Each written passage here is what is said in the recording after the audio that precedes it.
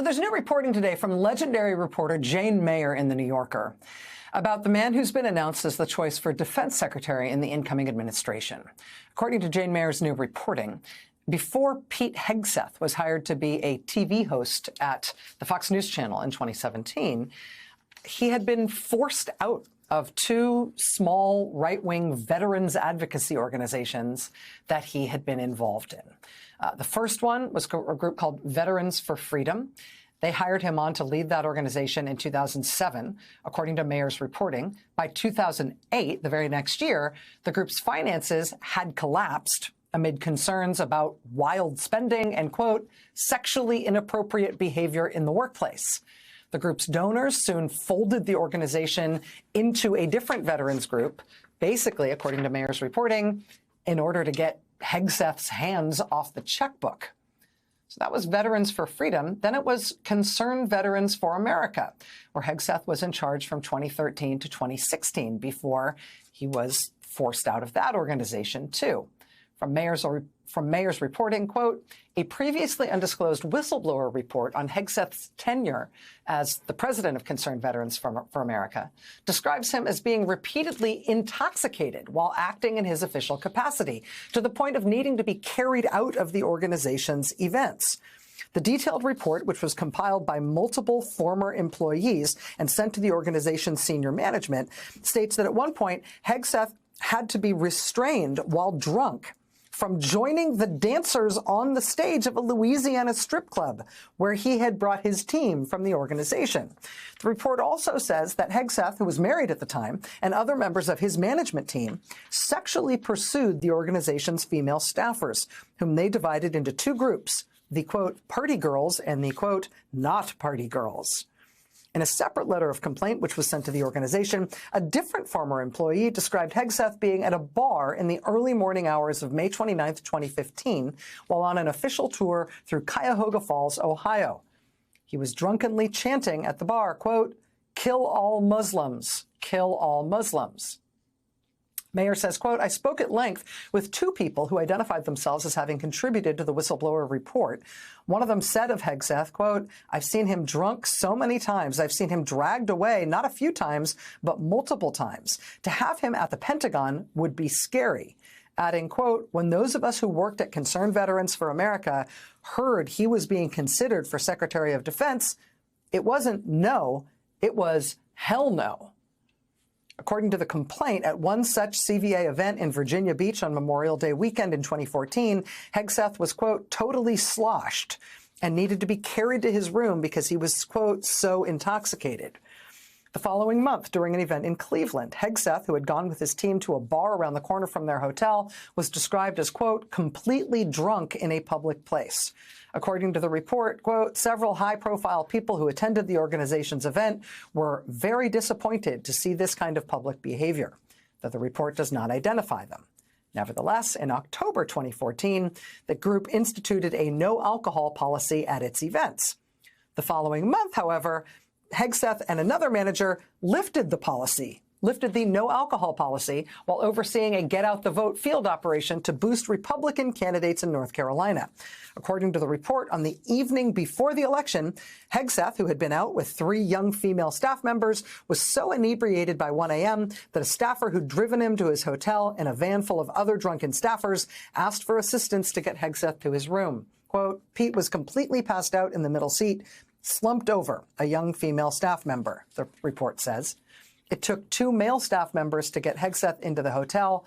After one young woman vomited in some bushes, another helped him to bed. In the morning, a team member had to wake Hegseth so he didn't miss his flight. According to the report, quote, all of this happened in public, while Concerned Veterans for America was, quote, embedded in the Republican get-out-the-vote effort. The following month, in December 2014, the group held an office Christmas party at the Grand Hyatt in Washington. Once again, according to the report, Hegseth was noticeably intoxicated and had to be carried up to his room. The report stated, quote, his behavior was embarrassing in front of the team, but not surprising. People have simply come to expect Pete to get drunk at social events. The 2015 federal tax filing by Concerned Veterans for America has an unusual note saying, quote, major problems developed in the last fiscal year were paused. Filing also describes Pete Hegseth as, quote, President outgoing. By the start of 2016, Hegseth was out of his job. I should tell you, NBC News has not independently confirmed the reporting in The New Yorker. Pete Hegseth would not comment for the piece, though someone described as an advisor to him told the magazine that the claims were, quote, outlandish. Joining us now is Jane Mayer, chief Washington correspondent at The New Yorker magazine. Ms. Mayer, it's really nice to see you. Thank you for making time to be here tonight. So glad to be with you. Did I get any of that the wrong way around, or is there anything else from your reporting that you want to highlight for our audience to understand in terms of what you learned about Mr. Hegseth? Well, thanks so much. Thanks. You did a great summary. The one thing I would say that is also clear from this report is that we gave a spokesman, a lawyer for Pete Hegseth 2 days, basically, to respond, and they have not denied a single thing in this report. So they just said no comment after being given sort of very careful questions. The other thing I'd like to say is just that it's been almost a day since this story came out, and my phone has been ringing off the hook. I have been hearing from many more people who worked with Pete Hegseth who have come out of the sort of woodwork to say they, too, have stories along the same lines, stories of just drinking himself into sort of oblivion, all of which I think is, you know, I mean, I've got nothing against people having a good time in life, but it's when you combine it with running the Defense Department that it really does get to be an alarming picture. I wanted to ask you about the first veterans group, chronologically the first veterans group that Hegseth was involved with, this group Veterans for Freedom.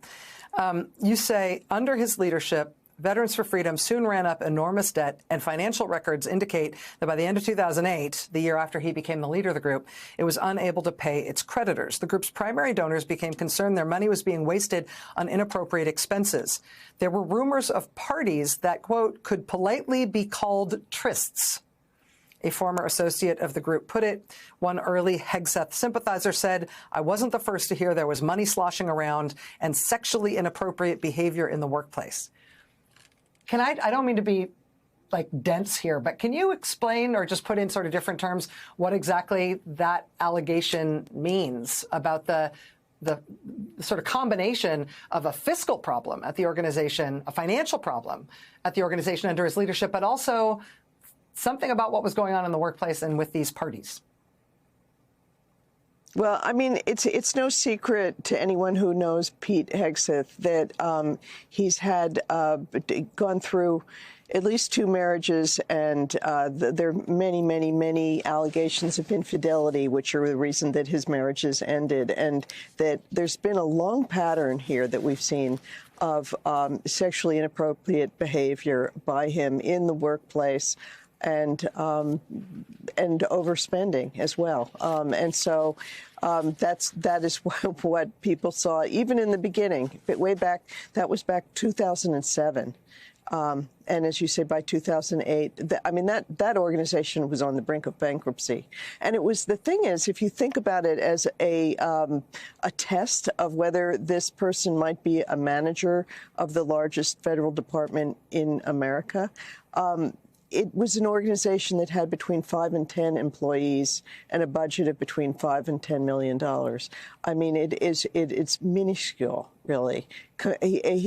There's just no history that he has that shows that he's capable of managing a large organization.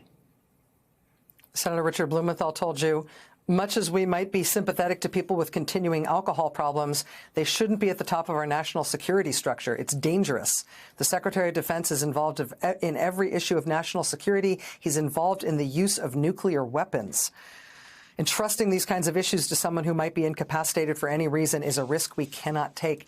Jane, last question for you. As you were reporting this and trying to get comment from Hegseth, did you come across any indication that the Trump transition or that former President Trump himself was aware of these problems in Hegseth's past when he was announced, when Trump announced him to be the choice for defense secretary? I mean, it's actually not clear. The lawyer for Pete Hegseth said that he was consulting with the transition team when we asked all these questions, but it's unclear whether Pete Hegseth came clean on this extraordinary back history in his professional life.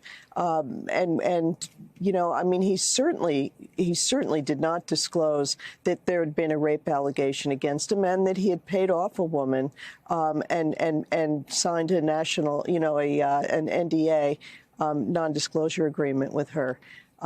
In order to keep it secret. So, I mean, that was definitely not disclosed to the transition team. I mean, as you've been saying, I think if nothing else, this shows you what a tremendous mistake it is not to do background checks. I mean, the press, we're doing the best that we can, but, you know, we're not the FBI. And I was just, it was jaw-dropping what I learned about Pete Hegseth.